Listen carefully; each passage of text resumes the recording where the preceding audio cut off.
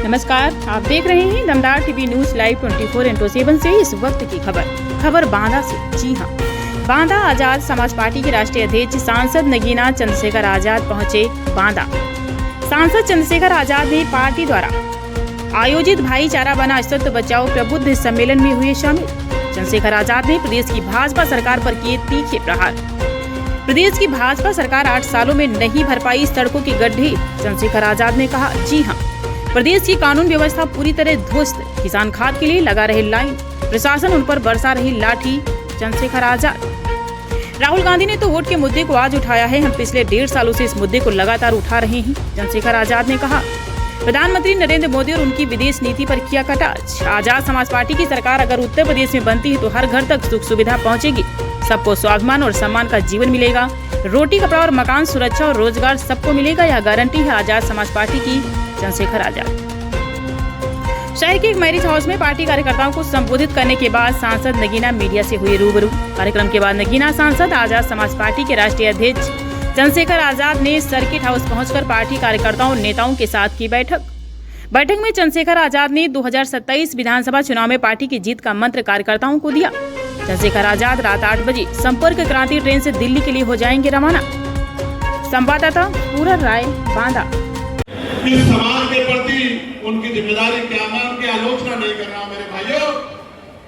अगर मेरे इस कहने के बाद उनको अपनी सामाजिक जिम्मेदारी का एहसास हो जाए तो मैं विश्वास दिलाकर कहता हूं कि मैं उनका भी बहुत बहुत साधुवाद करूंगा अगर उनको अपनी सामाजिक जिम्मेदारी का एहसास हो जाए।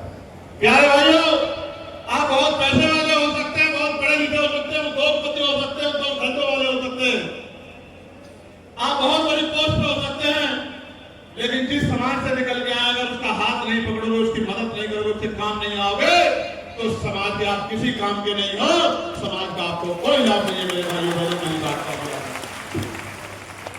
इसलिए मैं उनको चेतावनी के तौर पे कह रहा हूं कि आने वाली पीढ़ियां आपका अपमान न करें, आपको अपनी सामाजिक भागीदारी लगी थी। याद है या नहीं याद है? प्यारे भाई, जिस दिन मुझे गोली लगी थी मेरी मां ने मुझे फोन किया था।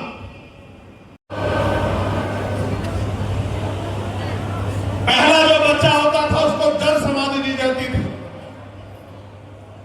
शिक्षा लेने का अधिकार नहीं था, शिक्षा देने का अधिकार नहीं था, महिलाओं को पैर की जूती समझा जाता था, महिलाओं को पढ़ने का अधिकार नहीं था, महिलाओं को आगे बढ़ने का अधिकार नहीं था, और शूद्रों को तो, वंचित वर्ग को तो संपत्ति बनाने का, मकान बनाने का, दिन के उजाले में निकलने का। और क्या मुझसे मत कह दो, लेकिन सत्य है मेरे भाइयों बहनों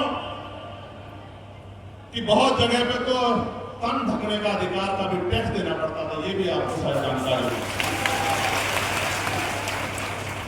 और यही नहीं मेरे भाइयों, संस्कृति का बखान करने वाले जालिम लोग ये नहीं बताते कि गरीब की बेटियों को शादी के बाद सामंतियों के घरों में रात गुजारनी पड़ती थी, ये नहीं बताया जाता कि ऐसी ऐसी कुप्रथाएं थी।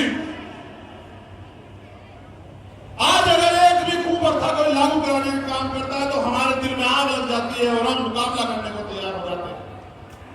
ऐसी ऐसी कुप्रथाओं में जकड़े देश को बाबा साहब अम्बेडकर के संविधान ने आजादी दिलाने का काम किया और श्रेय बाबा साहब को जाता है, लेकिन संघर्ष शुरू राष्ट्रपिता ज्योतिबा फुले ने कर दिया था।